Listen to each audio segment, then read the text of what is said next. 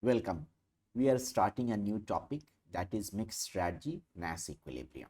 We need to understand what do we mean by mixed strategy or mixed action, but also more importantly, why do we have a need to learn something like mixed strategy or mixed action.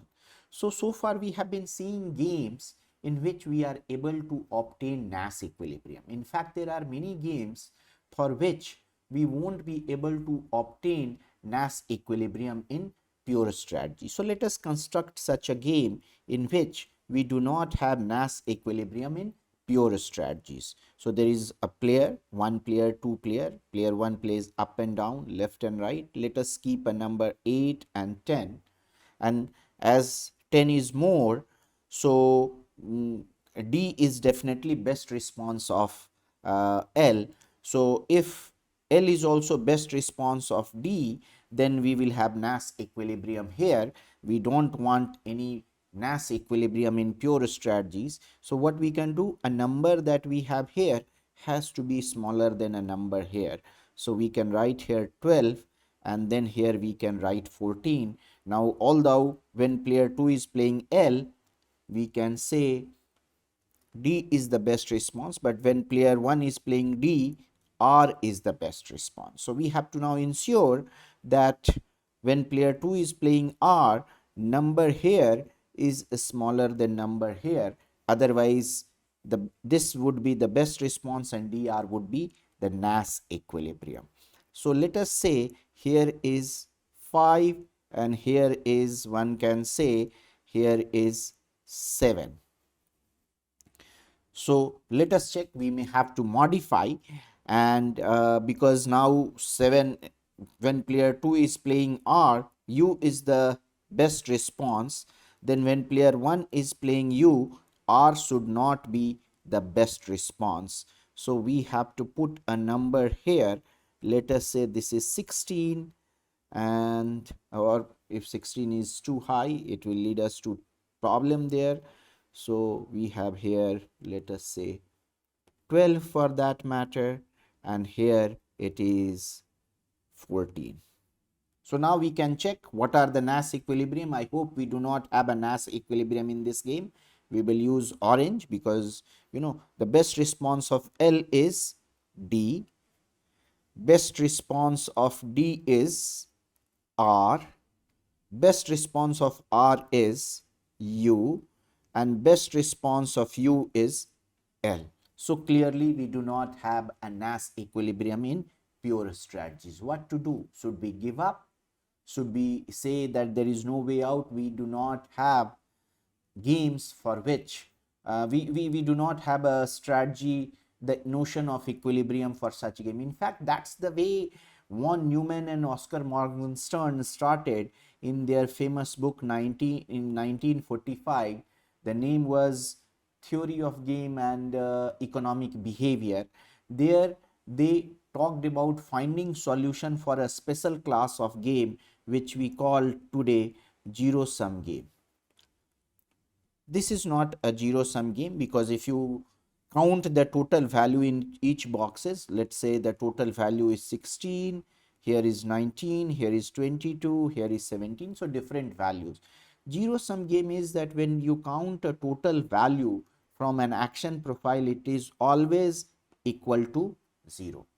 A related to zero-sum game is something called constant sum game, where when you add all the values, you get always the fixed number, say 5 or 7 all the time. So let us look at two classes of zero-sum game. One is called rock, paper, scissors. Basically, two players simultaneously make one of three hand gesture.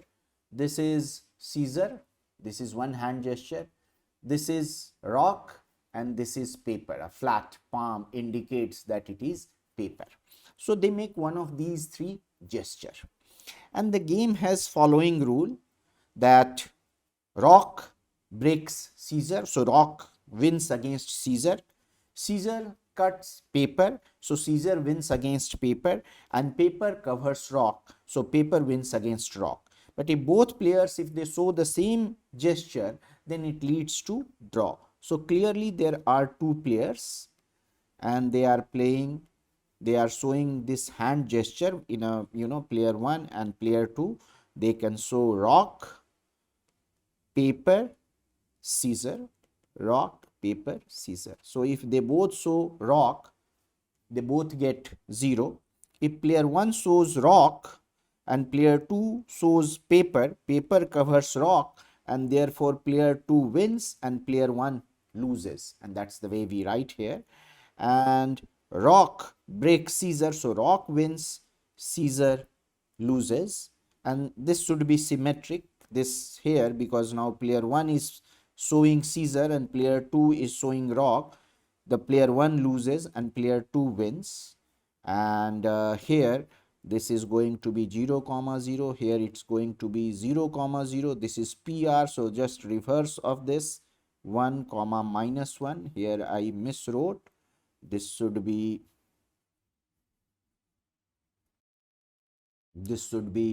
1. And now you have here, we can say paper and scissor. Scissor cut paper, so paper loses, scissor wins, and this is what you have. If you obtain Nash equilibrium in this game, you will see there is no Nash equilibrium in pure strategies. Against player 2's rock, paper is the best response. Against player 2's paper, scissor is the best response, and against player 2's scissor, rock is the best response. And now we can obtain for the second player, given that player 1 plays rock, the best response is paper.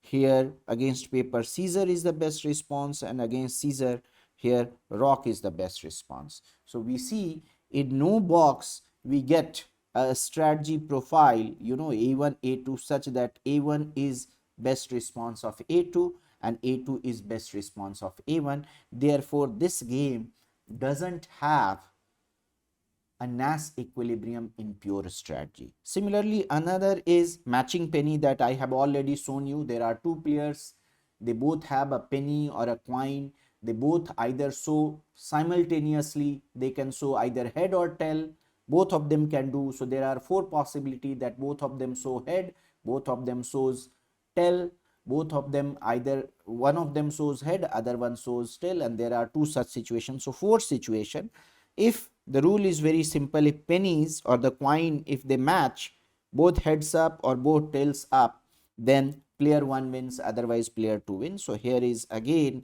a game which is zero sum game, just like rock paper scissor, which is zero sum game. In all box you add, you will always get 0. Here also if you add, always get 0. And I want you to check that this game also doesn't have a Nash equilibrium in pure strategy. In fact, I want to tell you that whether it is zero sum game or it is a constant sum game, you will not have Nash equilibrium in pure strategies. The rule is very simple, that the reason is very simple, because if one person wins, other loses. So given what other is doing,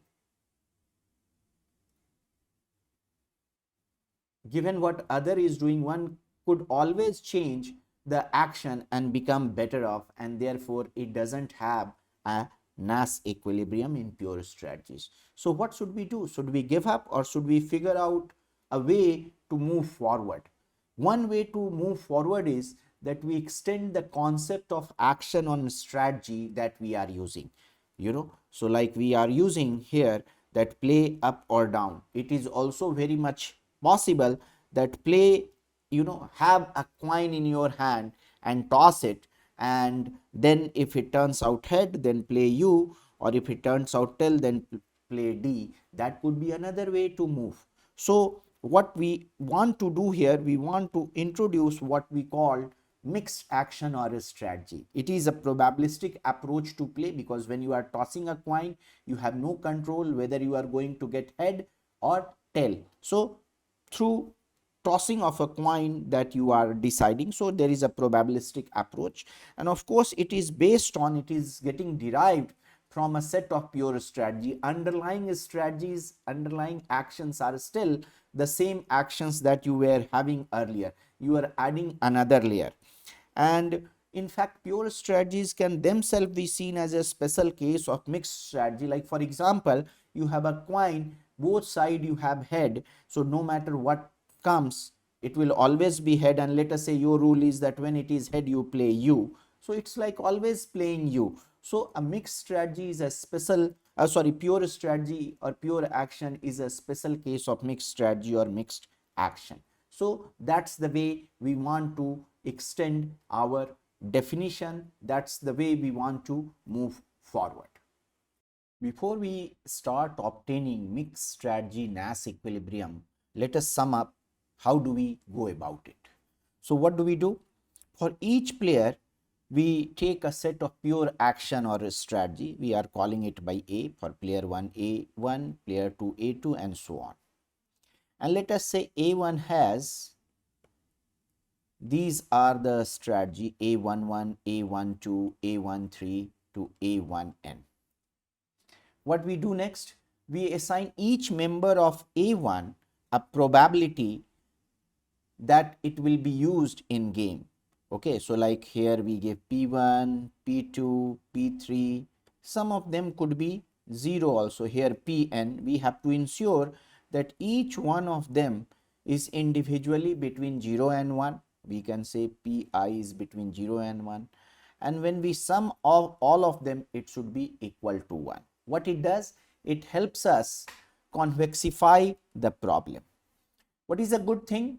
Now we can have a new candidates for equilibrium. We can talk about, okay, earlier we were talking about, like for example in this game, that whether u comma L is a Nash equilibrium or not, or d comma L or d comma R is a Nash equilibrium or not. We will start talking about u that is played with probability P1, let us say P11, and d that is played with probability P12. We have to ensure the sum of these two is equal to 0, and then here Q11L plus, or we can do Q21 and Q22R. This is a Nash equilibrium or not. If player 1 plays this, mixing with probability, mixing U and D, and player 2 is mixing between L and R, whether this is the best response of what player 2 is doing, or whether this is the best response of what player 1 is doing. So we have extra set of equilibrium candidates. So there is a higher hope that we would be able to find equilibrium. Perhaps it gives us some nice result that we have to see whether we get or not, but it also brings a problem. We knew how to interpret a pure strategy Nash equilibria such that u comma L, that u is the best response of L, L is the best response of u. How to interpret mixed strategy Nash equilibria, that is necessarily a problem. Nevertheless, in the next video, we will learn how to obtain Nash equilibrium using mixed strategies.